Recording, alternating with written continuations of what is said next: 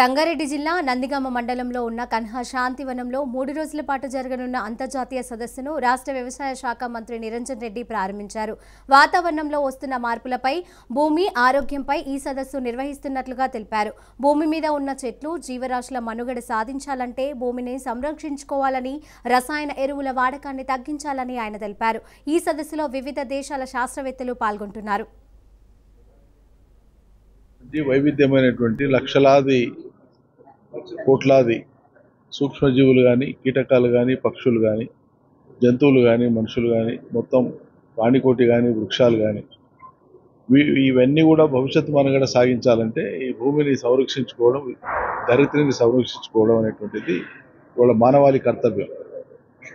So ఏ కారణాల చేత ఈ భూసారానికి కానీ, భూమికి కానీ నష్టం జరుగుతూ ఉంది, దాన్ని నిలువరించేటువంటి మార్గాలు ఏంటి, పారిశ్రామికీకరణ, అందులో తీసుకోవాల్సిన జాగ్రత్తలు, పర్యావరణాన్ని కాపాడుకోవడము, వ్యవసాయంలో పంటల మార్పిడికి అవసరమైన చర్యలు,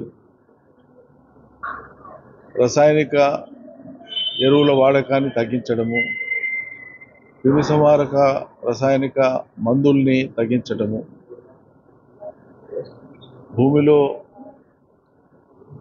కర్బన పదార్థాన్ని పెంచడము ఇత్యాది అంశాల మీద వివిధ దేశాల ప్రతినిధులు, కాన్సులేట్ జనరల్స్, మినిస్టర్స్, అదేవిధంగా శాస్త్రవేత్తలు, మన దగ్గర ఉండేటువంటి ఇక్రిసాట్ శాస్త్రవేత్తలు, ఇట్లా ఈ రంగాలకు సంబంధించినటువంటి పలువురు పెద్దలు ఇక్కడికి వచ్చినారు.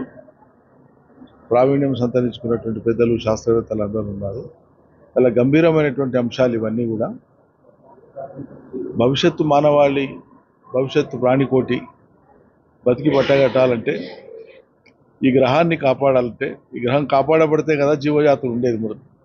కాబట్టి ఈ భూగ్రహం అనేటువంటి దానికే పెను ముప్పు దాపరిల్లే పరిస్థితి వచ్చినప్పుడు అది గుర్తించకపోతే మానవలోకం, మానవాళి, ప్రధానంగా ఈ భూగోళం మీద ఉండేటువంటి వివిధ సార్వభౌమ ప్రభుత్వాలు దీన్ని ఒక బాధ్యతగా తీసుకోకపోతే, ఆ బాధ్యతను ప్రజలకు కూడా పంచకపోతే మానవాళికి, జీవకోటికి పెనుముప్పు ఉంది. దాన్ని గుర్తించేటట్లు చేయడమే ఈ సదస్సు యొక్క ఉద్దేశం. భూమిలో ఉండేటువంటి వైవిధ్యమైనటువంటి లక్షలాది కోట్లాది సూక్ష్మజీవులు కానీ, కీటకాలు కానీ, పక్షులు కానీ,